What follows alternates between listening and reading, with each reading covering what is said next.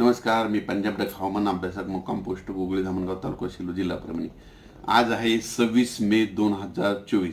शेतकऱ्यासाठी आज परत एक अंदाज देत आहे, कारण की सध्या काय झालं की पाऊस जवळजवळ येत आहे आणि शेतकऱ्याची बऱ्याच कामं राहिलेली आहेत. म्हणून शेतकऱ्यासाठी खास करून पूर्वकल्पना म्हणून हे अंदाज देत आहे.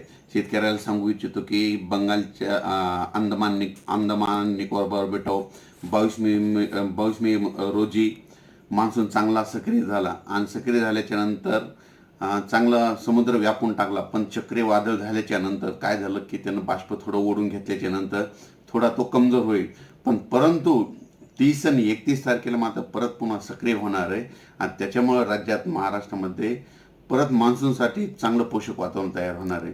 म्हणून सर्व शेतकऱ्याला सांगू इच्छितो, ज्यांची शेताची कामे राहिली असेल तर तुम्ही काय करा, 30 तारखेपर्यंत तुम्ही शेताची कामे करून घ्या. कारण की राज्यामध्ये मान्सून पूर्व पाऊस 1 जून ते 5 जून खूप म्हणजे चांगला पडणार आहे. काही काही ठिकाणी ओढे नाले वाहतील असा पाऊस येणार आहे.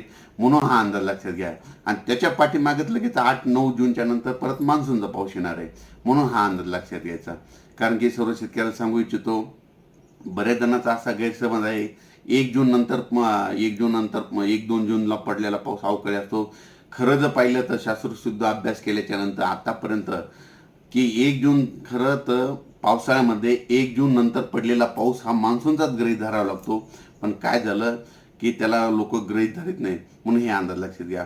परत एक शेतकऱ्याला सांगू इच्छितो की आता 15 मे ते 30 मे दरम्यान ज्या ज्या भागामध्ये पाऊस पडला ना, तर यावर्षी त्या पावसाळ्यामध्ये त्या भागामध्ये यंदा जास्त पाऊस पडतो हे मात्र लक्षात घ्या. आणि एखादं गाव सुटलं त्या 15 मे ते 30 मे अवकाळी पाऊस तर त्या गावाला म्हणजे परत थोडा पाऊस कमी पडतो. म्हणून ही एक गोष्ट सगळ्यांनी लक्षात घ्यावी.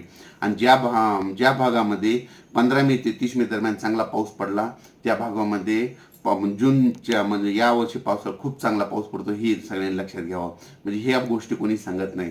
परत एक शेतकऱ्याला सांगू इच्छितो की राज्यामध्ये तुम्ही काय करा, 30 मे पर्यंत तुम्ही तुमचे काम आटपून घ्या. कारण की 31 मे ते जवळपास म्हणजे 5 जून पर्यंत राज्यात दररोज वेगवेगळ्या भागात पाऊस पडणार आहे.